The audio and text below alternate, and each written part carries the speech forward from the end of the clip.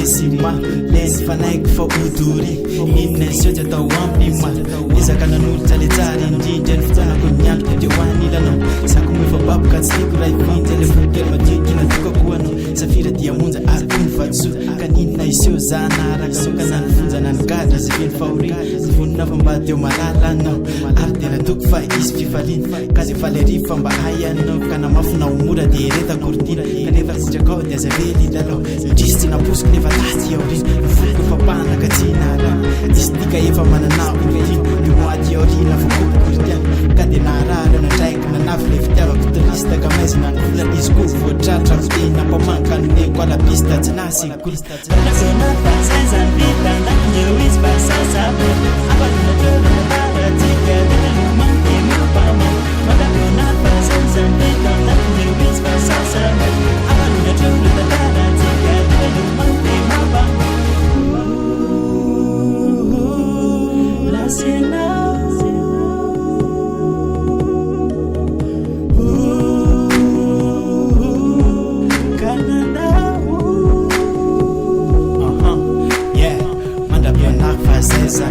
alezana roa amizay zalatsika lefitra manjanao fa tsisy tody lefty kadiny adreo amizay nyfomba nyody le fomba efa maika deny